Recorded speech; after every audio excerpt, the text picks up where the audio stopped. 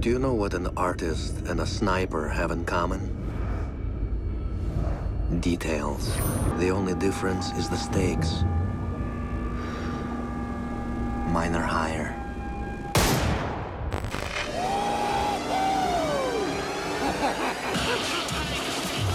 If there's one thing I know for sure, it's that a 6-inch blade never loses reception.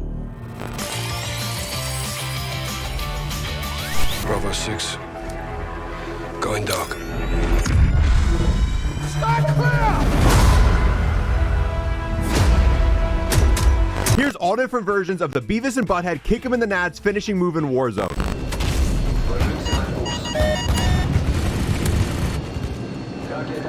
UAV online.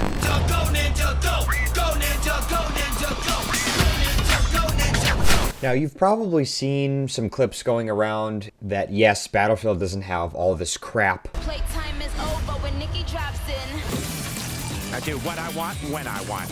No Beavis and Butthead, no Fortnite dances, no whatever the fuck this is. Just an actual military 2025 FPS shooter. Can you imagine that? People keep calling it a return to form for military shooters, and after playing the beta this past weekend, I can see why. It was really fun, but honestly, I'm more excited that EA finally tapped into something gamers have been craving for, which is immersion, because I'm sick of this shit. Look, I've got no problem with Fortnite. It's not really my cup of tea, but the goofy emotes and the cartoon skins are kind of built into its DNA. But in games like Warzone or Siege, it's just so out of place. I'm not even going to go back to the golden age of Call of Duty. Do you remember the reveal trailer of Modern Warfare 2019? The night vision, the gun animations, that gritty tone. It looked like a modern military shooter returning to its roots. Now look at this.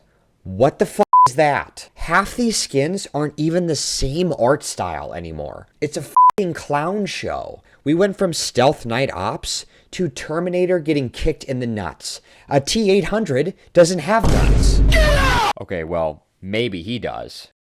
Oh, brother, this guy stinks! What the fuck is this? What is this? This is like false advertisement. Give me my money back. I don't want to see this shit. I want to feel like I'm in special forces. I want to feel like a badass. Now, to be fair, gameplay is game. And despite my criticism, I've played Siege during these dumb events. Why? Because the gameplay was good. But style still matters in games. Eastern companies get it. Let's talk about FromSoft. And in this channel, we've never talked about FromSoft. But games like Elden Ring, Night Rain, Dark Souls, they keep you immersed within the story, either making you feel like a god or a fucking loser, depending on your skill, of course. Ah, brother, no. And now again, I understand it's apples and oranges to compare a multiplayer game with a story-rich, handcrafted experience. Okay, but what about moments like this? We have the DSM. We got it, sir. Good. That's one less loose end. No! Come in, this is Price. We're under attack by Shepard's men in the boneyard. Do not trust Shepard.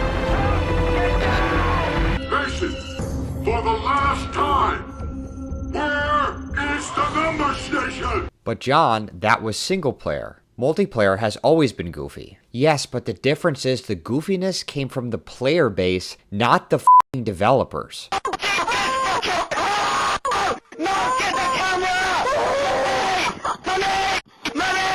Now, most of these companies barely give a thought to single player since they know that's not what turns us into cash cows. So we are stuck with uninteresting characters like this. Cut the wire exactly when I say, not before. Green wire. In 3, 2, 1. Cut. Instead of having characters like this. Remember, no Russian. That was no message. This is a message.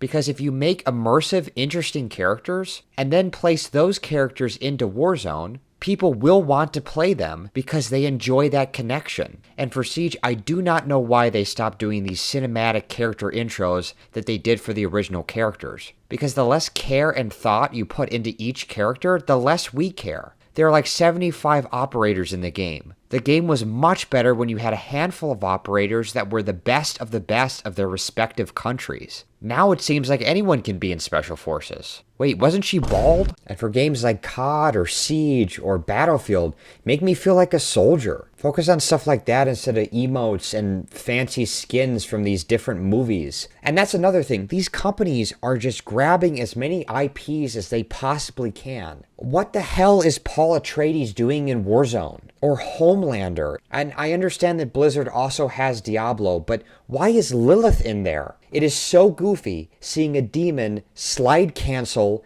in Warzone. Now, I understand, especially during the height of the pandemic, COD wanted to compete against Fortnite. Fine. But instead of standing out as the grittier, more hardcore alternative, they just became a worse version of Fortnite. If I wanted Fortnite, I'd play Fortnite. If I wanted a tactical, realistic FPS, I don't want it to pretend to be Fortnite. Warzone's success has nothing to do with Nicki Minaj's skin. It's because of moments like this.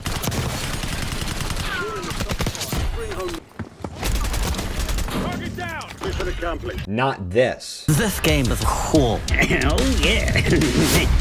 At this point, the game feels like an ad for its own store. I'm just waiting for the kill cam to have this little button at the bottom. Click here to buy the skin that just killed you.